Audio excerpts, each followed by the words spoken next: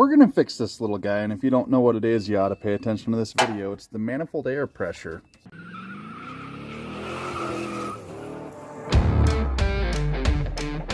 Also known as a MAP sensor. People don't pay attention to this sensor enough, and when it fails, you'll have a few symptoms. You'll either have hard starting, rough idle, poor fuel economy, you have some acceleration issues, like it feels like it's low on power. All of those can point to this guy, and it's only about a $20 part. But people will start to do all the other stuff around it and just completely ignore it. We'll make another video later that shows you how to test this, but you need a multimeter, you need to back probe the wire here, because what you have a ground, and then you have a 5-volt constant, and then you have a reference wire, and that just allows you to test this before you go to replace it. The sensor works by reading the intake manifold pressure behind the throttle with this vacuum line. So this vacuum line is going to run right down here, which is below the throttle body. And so the first thing you're going to want to do if you think you have a bad MAP sensor is check this line. My line's okay. And I didn't function test this one because I've had enough of these go bad that I just know it's the culprit. There's really nothing to it. You've got a little clip here, and then you've got another little clip in there that you got to get with the screwdriver. This thing will pop up out of its housing. Before we do that, we'll disconnect our electrical connector and just tuck it out of the way. There's those little clips there. Those just hold it in place. And then the last part is just disconnecting this vacuum line. And the old one's out. The new one pops into place like that.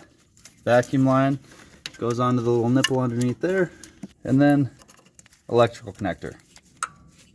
That's it for a MAP sensor. But the other thing I like to do when I do a MAP sensor is do the idle air control. Before we do the idle air control, we're going to have to take the whole air cleaner assembly off. I went and disconnected those two, vacuum line and electrical connector again. Going to pop these wing nuts off. And I wonder if those guys are helping me run better. Also, look at this breather element. That's real bad. Disconnect our other sensors here. And after all that's out of the way, you can scoot in here to that sensor right there. That's the idle air control. That's basically what controls these throttle bodies. The throttle body on the GMs like this can be thought of as an electric carburetor where the computer is going to meter the fuel, but it works off of this idle air control when you're idling. And if the MAP sensor is bad, it can throw this off. And these parts are real cheap, so I always just replace the idle air control when I'm there. I'll show you on the new one we got here. You have an O-ring. That's an integral part of this thing, because if it's not sealed, air can seep in around it. And then you have this little needle valve, and that's what moves forward and backward and modulates the air that the engine can get at idle. Again, this is only at idle.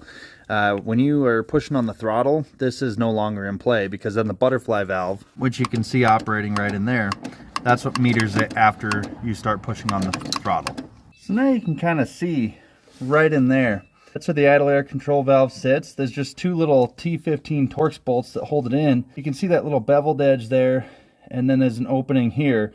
So that's what allows that needle to move back and forth and let air pass by the throttle body when the butterfly valve is closed. Well, this is kind of cool. The old one here on the right is fully closed, and the new one on the left is fully open. So you can see the difference there and how that needle is going to move in and out based on what the computer is telling it to do. Just like that, idle air control valve is done.